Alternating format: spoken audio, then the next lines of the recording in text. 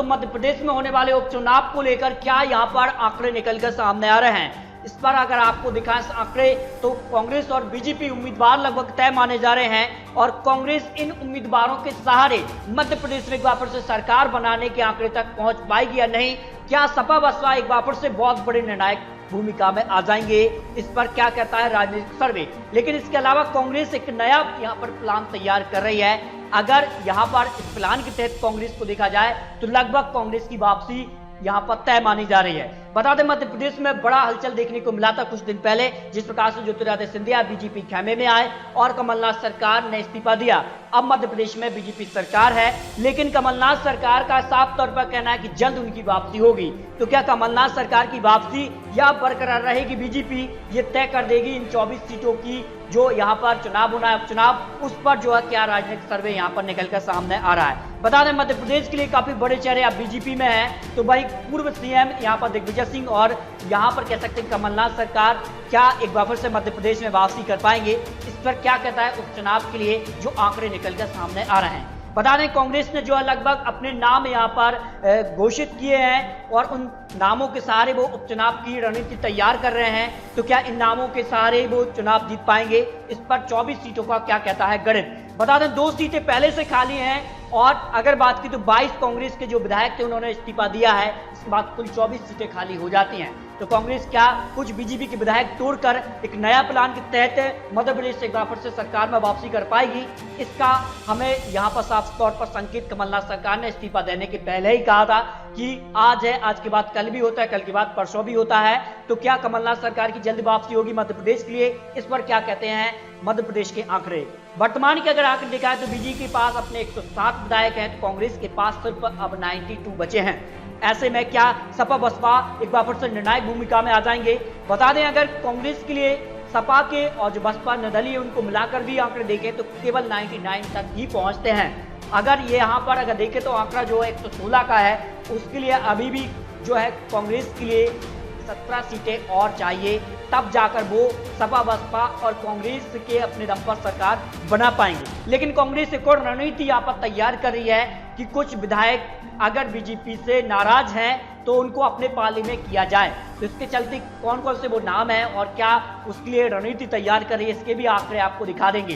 देखिए, अगर बात करें तो बीजेपी के पास अपने यहाँ पर 107 हैं। अगर बीजेपी के अगर कुछ और जो आंकड़े निकले हैं कि बीजेपी को कितनी सीटें चाहिए, देखिए तो यहाँ पर बात करें तो बीजेपी को अपने दम पर अगर सरकार बनानी है एक बार फिर से, तो यहाँ पर बात करें 107 और यहाँ पर बात करें तो 9 और सीटें बीजेपी को चाहिए, वो सरकार में वापसी अपने दम पर कर लेंगे। लेकिन अगर बात की तो फिलहाल जो यहाँ पर बहुमत मिला है बीजेपी को लोग 5 जो अन्य के और सपा बसपा उसमें शामिल हैं, तो 112 का आंकड़ा बीजेपी के पास है। लेकिन जो मंत्रिमंडल है उसको लेकर कई जो बीजेपी विधायक हैं वो नाराज चल रहे हैं, जिसके कारण कुछ नाम बीजेपी से यहाँ पर इस्तीफा भी दे सकते हैं, ऐसी खबरें हैं, ऐसा लोगों का मानना है। अगर यहाँ पर कह सकते हैं कि जो मंत्रिमंडल में बैलेंस मंत्रिमंडल नहीं बनता है।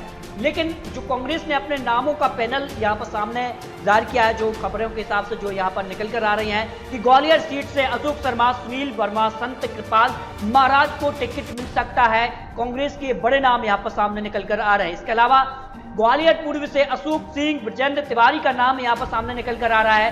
पौड़ी सीट से रामविलास रावत, हरिवल्लभ शुक्ला का नाम यहाँ पर निकल कर आ रहा है। मुरैना सीट से राकेश बबई, दिनेश गुर्जर, परशुराम यहाँ पर मुदगल का नाम सामने निकल कर आ रहा है। गोहद सीट से राम नरेश, हिंडोलिया मेवाराम जाटव, राजकुमार देश लहरिया का नाम सामने निकल कर आ रहा है। सोमावली सीट की अगर बात करें तो विधानसभा सीट से यहाँ पर मानवेंद्र सिंह गांधी को यहाँ पर टिकट मिल सकता है। दिमनी विधानसभा सीट से रविंद्र सिंह का नाम सामने निकल कर आ रहा है। अंबाला विधानसभा सीट से सत्य प्रकाश का जो नाम है वो निकल कर आ रहा है। बमौरी से अगर बात करें तो कन्हैया लाल अग्रवाल का नाम निकल कर सामने आ रहा है, कांग्रेस के प्रत्याशी हो सकते हैं। अशोक नगर सीट से यहाँ पर अगर बात करें तो अनीता दोहरे का नाम यहाँ पर निकल कर सामने आ रहा है। डबरा सीट से अगर बात करें तो सत्य प्रकाश है, यहाँ पर परसौडिया का नाम जो है सामने निकल कर आ रहा है। वांडेर सीट से अगर बात करें तो फूल सिंह वरैया का नाम सामने निकल कर आ रहा है। मेगांव सीट से चौधरी राकेश सिंह चतुर्वेदी और राहुल भदौरिया।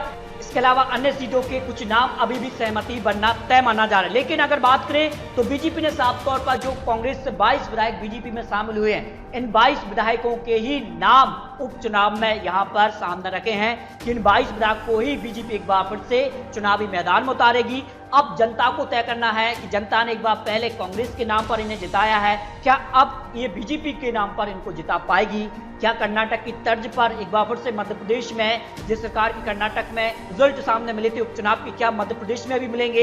ये तो आने वाला वक्त बता देगा। लेकिन अगर बात करें तो कुछ सीटें जो यहाँ पर निकली हैं और जिस प्रकार से अगर आंकड़े बने हैं मध्य प्रदेश के लिए, उस पर क्या कहता है राजनीतिक सर्वे। देखिए, अगर बात करें तो मध्य प्रदेश में फिलहाल अगर आंकड़ा देखें तो बीजेपी का काफी भारी नजर आ रहा है, क्योंकि मध्य प्रदेश के चंबल ग्वालियर जो क्षेत्र, उससे जो बड़े नेता हैं वो हैं ज्योतिरादित्य सिंधिया, और उनके जो गढ़ माना जाता है। और उस क्षेत्र के लिए अगर बात करें तो बीजेपी भी काफी मजबूत, काफी बड़े नेता भी इस क्षेत्र से आते हैं। तो फिलहाल अगर आंकड़े उपचुनाव को लेकर देखी जाए तो बीजेपी के यहाँ पर भारी नजर आ रहा है। लेकिन मंत्रिमंडल या कुछ अन्य कारणों के कारण कुछ बीजेपी के विधायक कांग्रेस में चले जाते हैं और निर्दलीय और सपा बसपा का एक बार साथ कांग्रेस को मिलता है, तो फिर मध्य प्रदेश में एक बार फिर से कमलनाथ सरकार की वापसी हो सकती है। फिलहाल जो अगर आंकड़े देखें मध्य प्रदेश के लिए तो 10 से 12 सीट कमलनाथ सरकार यहां से निकाल सकते हैं। वही कुछ सीटें जो है सपा बसपा एक बार फिर से उनके पाले में डाल सकते हैं। तो केवल 9 सीट यहां पर बीजेपी को चाहिए अपने दम पर सरकार बनाने के लिए। अगर सपा बसपा का जो समर्थन फ्लोर टेस्ट में मिला था वो एक बार फिर साथ देता है तो फिर बीजेपी को सिर्फ 4 सीटें ही चाहिए, क्योंकि वर्तमान में अगर देखें तो बीजेपी का 112 का आंकड़ा है और बहुमत का आंकड़ा 116 का है, तो सिर्फ 4 सीटें बीजेपी को चाहिए। इस दम पर तो बीजेपी आसानी से उपचुनाव पर जीत दर्ज कर लेगी। लेकिन कांग्रेस और कमलनाथ सरकार का यहां पर नया प्लान भी तैयार हो रहा है, तो क्या वो नया प्लान तैयार है, इसकी भी जानकारी आपको बहुत जल्द मिल जाएगी।